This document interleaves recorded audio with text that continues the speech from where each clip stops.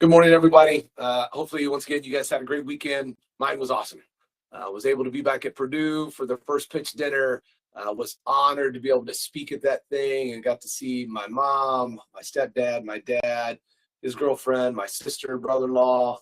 I had great friends that I played with that traveled in from way out of town to come hear me speak, and it was pretty surreal.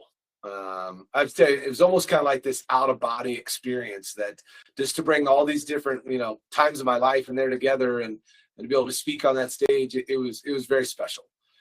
So thankful to Coach Goff and John Media for giving me the opportunity to do that, and wishing the Boilers a ton of success this year. Because heck, man, baseball season starts in like 2 weeks. And as I left there, and just some things that I've really been using since I've taken this job at Timberline, is I want to refocus or look back at that fundamentals of change.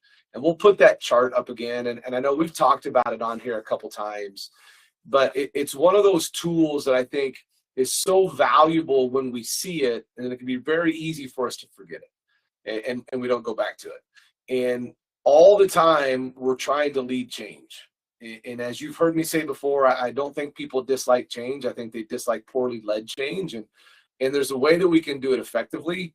And this fundamentals of change I actually got from John Media, who, coaches at Purdue and mentor of mine that helped me, just has helped me a ton in my life. And so it just made me think about it and wanting to share it again. And I'll briefly walk through it, but I'm telling you, like, I'm utilizing this thing step by step.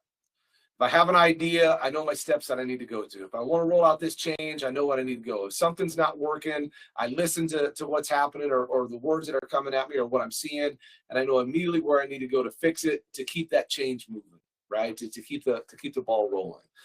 And so when we're looking at the fundamentals of change, there's 7 boxes, right, or 7 areas that we have to hit.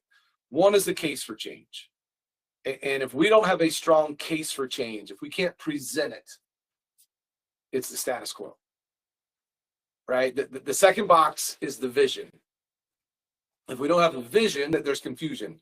And think about how often we start a meeting, we start a difficult conversation.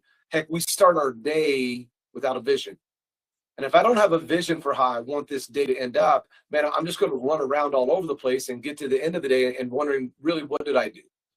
But when I have clarity around that, it's going to create that urgency I need in order to create that vision. And vision isn't just telling numbers or stats. It's really painting a picture. It's telling a story. And the better you can cast that vision or tell that story with that clarity, now I know exactly what it is I'm supposed to do. Okay. The next box is the influencer box. And if this one is not filled, right, if we're not addressing this box, then there's no buy-in here. And this one, man, this is the one that's just near and dear to my heart. I mean, I at my talk back at Purdue, I just mentioned the fact that, I got to meet John Maeda. I knew of him when I played. Didn't know him, didn't really get to know him until I stopped playing. And then you start realizing that this guy was just different the way he thought, different the way he went about his business and how he interacted with people and how he spoke and how he behaved. And you start surrounding yourself with people like this, and the next thing you know, I'm able to start working with the Purdue baseball team. I'm speaking at the first pitch dinner, all because of this relationship with a person of key influence. And so when we're going to roll out change, like, we have to know who has influence, and we have to get feedback from them. And if they think our idea is dumb, then we get rid of it. But most of the time, they're going to be in favor of change so long as it's not dumb change, and so long as their friends and family aren't going to get screwed over, they'll be all for it. So we have to listen to them, and we can't surprise them. Okay. The next box comes down to our skills, and if that one's not addressed, you're going to see stress and anxiety. And so we can start sitting back and thinking about, well, for stress, what skill are we missing? Right? Are we missing an ability to lead? Are we missing an ability to communicate? Are we missing some skills, some training that we need to do? And now we know what we got to address.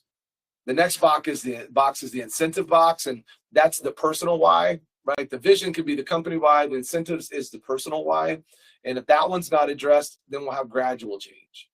If people don't know what's in it for them, they'll do it when they have time. They can see why it can benefit a company or benefit an organization, but if they don't see how it benefits them, then they'll do it when they have time. The next box is resources. And if we don't have the right resources, we get frustrated. we don't have the space, if we don't have the material, if we don't have the people. And so we can start understanding, right, like where we need to go and what resources we need to go at. And then that last box is the action plan box. And then the action plan box, I always challenge people to put in the words who, what, and when. Because if you don't have the right who, if you don't have the right people, it doesn't matter, right?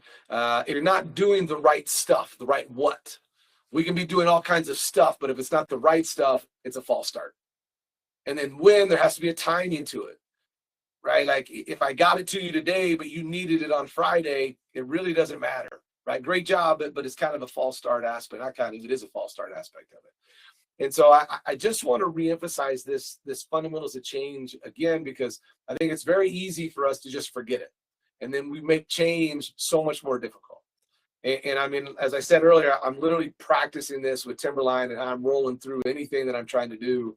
And it's really special to see how this thing works.